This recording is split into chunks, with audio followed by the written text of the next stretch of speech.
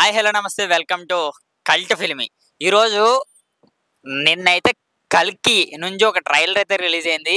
అది పక్క చాలా మంది ఏమన్నారంటే ఒక 200 లేదా 300 క్రోర్స్ పక్క కలెక్ట్ చేస్తుంది అంటున్నారు. నేనైతే ఇక్కడైతే మన అన్న వాళ్ళు ఉన్నారు, వాళ్ళు అసలు ప్రభాస్ కి డైరెక్ట్ ఫ్యాన్స్ అంటే వాళ్ళని ఒక్కసారి అడిగి తెలుసుకుందాం. మైక్ లేదా? డబ్బులు లేవన్నా, మాది పేద ఛానల్స్ అన్న, మేము చిన్నపిల్లలు అన్న. హాయ్ అన్న, మీ పేరు? ప్రశాంత్. మీ పేరు? తేజ. తేజ అన్న. ఇప్పుడు చూసుకుంటే కల్కి నుంచి ట్రైలర్ వచ్చింది, ఎలా అనిపించింది మీకు? Block buster. Block buster. Prabhas గారి లుక్స్ ఎలా ఉన్నాయి? Super, ultimate. చాలా మంది 300 కోట్లు పక్క కలెక్ట్ చేస్తుంది అంటున్నారు, నిజమే? 600 కోట్ల పైన కలెక్ట్ చేసింది. 600 కోట్లు. 600 కోట్లు.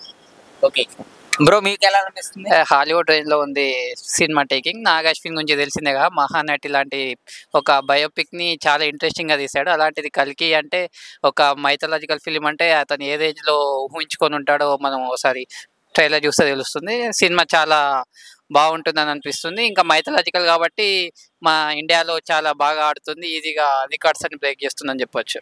అందరూ వర్త్ వర్మ వర్త్ అంటున్నారు, అది నిజమేనా? కళ్ళు చెదిరిపోయారు Varma. వర్తే.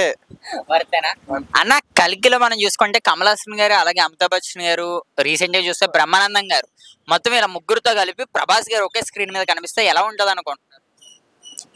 One of the two great Indian actors meets one of the pan Indian star. అన్న మా వాళ్ళకి తెలుగు ఇంగ్లీష్ రాదన్న, తెలుగే అన్న, తెలుగులో చేసి ఒక భారతీయ దాని నుంచి వచ్చిన పెద్ద యాక్టర్స్ తోని మన పాన్ వరల్డ్ ప్రభాస్ చేయడం చాలా గొప్ప విషయం. అతను కూడా చాలా నేర్చుకొని ఉండొచ్చు వాళ్ళిద్దరి నుండి. చూద్దాం ఎలా ఉంటుందో, వాళ్ళ ఫేస్ ఆఫ్ ఎలా ఉంటుందో అమితాబ్ బచ్చన్ కు ప్రభాస్ కి చూడాలి. కల్కి బాహుబలి రికార్డ్స్ బ్రేక్ చేసే అవకాశం ఉందా? ఈజీగా బ్రేక్ చేస్తుంది, ఎందుకంటే దాని విజువల్స్ కానీ, ఎలివేషన్స్ కానీ, స్టోరీ కానీ మనకి కొత్త కొత్త ప్రపంచంలోకి తీసుకెళ్తుంది కాబట్టి ఈజీగా బ్రేక్ చేసే ఛాన్సెస్ ఉన్నాయి. ఓకే అన్న, మనం చూసుకుంటే అందులో బ్రహ్మానందం గారి క్యారెక్టర్ ఎలా ఉండబోతుంది?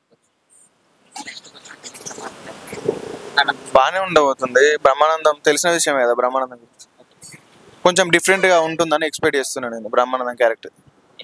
అన్న ఇప్పుడు మనం చూసుకుంటే అందులో కీర్తి సురేష్ గారు బుజ్జి అన్న క్యారెక్టర్ లో చేస్తున్నారు కదా, మీకు ఎలా అనిపిస్తుంది? Keerthy Suresh one of the most beautiful actors. అన్న మాకు ఇంగ్లీష్ రాదన్న, నీకు చెప్తున్నాం కదన్న, ఇంగ్లీష్ రాదు మాకు, ఎందుకు నువ్వు ఇంగ్లీష్ ఇంగ్లీష్ ఇంగ్లీష్ అని? ఏమీ రాదన్న. ఓకే, అలాంటి అవ్వదు, మాకు తెలుగులో చెప్పాలి, తెలుగు మూవీ కాబట్టి.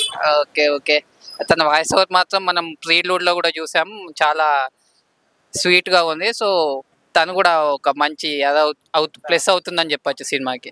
థ్యాంక్ యూ అన్న. లైక్ షేర్ సబ్స్క్రైబ్ అన్న, ఒకసారి చెప్పండి అన్న, మా వాళ్ళకి పాపం వాళ్ళకేం తెలియదు ఇంకా.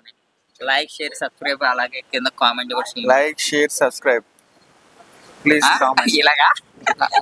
ఓకే థ్యాంక్ యూ అన్న.